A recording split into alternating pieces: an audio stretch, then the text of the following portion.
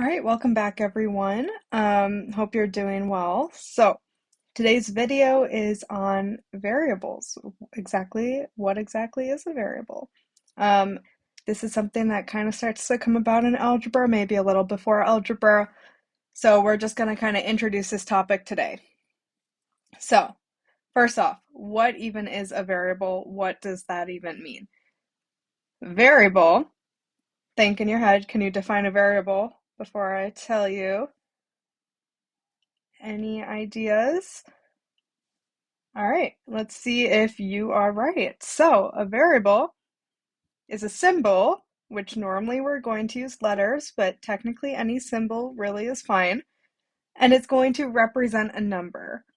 We don't exactly know what this number is, but it's representing it. So, some examples. It's a symbol. We're going to mostly be using letters. X, Y, A, B. Typically, when we're working with like equations and stuff, X and Y are going to be our more popular choices for variables. But keep in mind, we can technically use any letter, so don't get caught up on that. Typically, it's going to be X and Y. It's just a letter. We're just using a letter. It represents something that we don't know, a number that we do not know yet. Okay, so if we have the equation 5 plus 5 equals 10. Okay, we know that's true. If we rewrote this with a variable, x plus 5 equals 10, we can kind of think of this as, okay, what number can I add 5 to and get 10 as an outcome? So x is like an unknown value. Now, obviously from looking above, we know that in this case, x equals 5. But the answer isn't always going to be so obvious. So this is kind of where solving equations is going to come into play. I'm going to do another video on that. But what this is saying is a number, which we don't know that number, plus 5 equals 10. So again, we're taking a number which we do not know. We are adding 5 to it, and we're getting 10 back. Okay, so pretty simple. That variable is just representing a number. We don't necessarily know the number, but sometimes we can solve in order to figure out what that number is. Okay, so we want to create a scenario to describe a variable. So if we're just creating like a general scenario, one example we could say, okay, let's say there's someone named Brian. Brian saves X amount of money each week.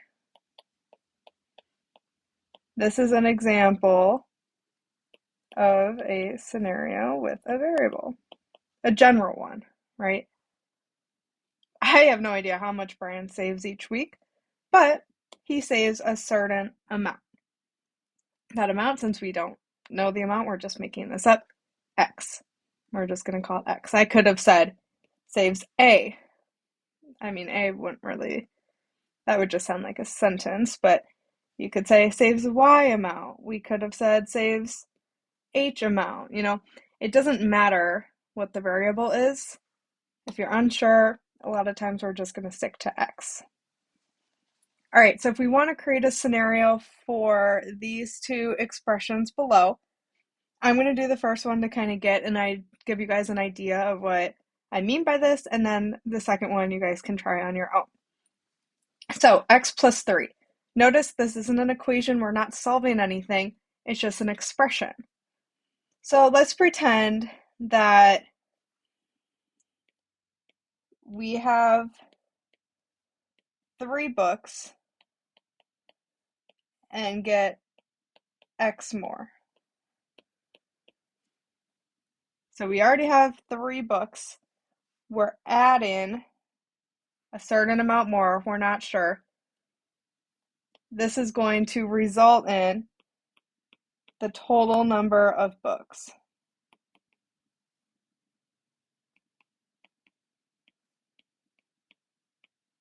So x plus 3.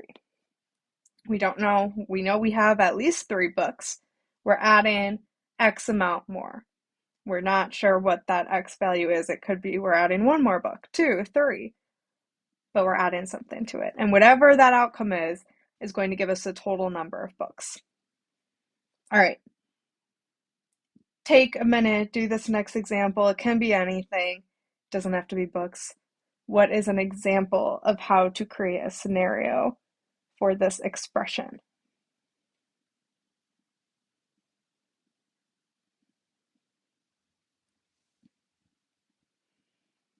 All right. Hopefully you have an example. Here's just a general one that I might say. Let's say we're looking for the total price of something, and let's say the total price is for buying Y pencils. Okay, so Y is the amount, our variable here. Let's just say Y represents the number of pencils we're buying. Okay, where each pencil, let's say, is $2. Okay, so think 2 times Y. So if we have 2 pencils, that would be $4. If we have 3, that would be 6. Now we have to account for this minus 4. So we can just say maybe there's a $4 discount. Okay, so maybe if we buy 8 pencils, right? 8 pencils times 2 is 16. A $4 discount would get us to 12. So this is just an example. So again, what we're really trying to do is think, what do these variables represent? Well, Y in this case that I just made up represents the amount of pencils we're buying. In this example, X is how many more books are we buying? The amount of books. Or I guess just the amount of books that we're buying, right? Because we already have 3. How many more books are we buying? All right. So let's do a quick review. Think in your head. 1, what is a variable? What is that? 2, why do we use them in math? So take a minute to yourself, answer those 2 questions, and then I'll come back to you with the answers. All right, lock in your answers. Let's see. So variable. A variable is a letter or a symbol that represents a number. Okay, remember this number can be known, it can be unknown, it just represents it. All right, and then why do we use them? Well, we use them so that we can represent these unknown numbers and a changing quantity. So let's think back to like this expression on the other page where we said, okay, Y was the amount of pencils. Each pencil costs $2 and there's a $4 discount. Well, Y, we don't know how many pencils we're buying. What if we want to change the amount? We want to change that quantity. What if we want to see, well, what's the difference in price if I buy 3 pencils versus 4? So we can change what we are putting in as that number for the variable. All right, that is all I have for you on variables. Hopefully that made sense. Don't overcomplicate it. It's basically just a letter that is in place of a number that we don't know. All right, I'll see you guys next time.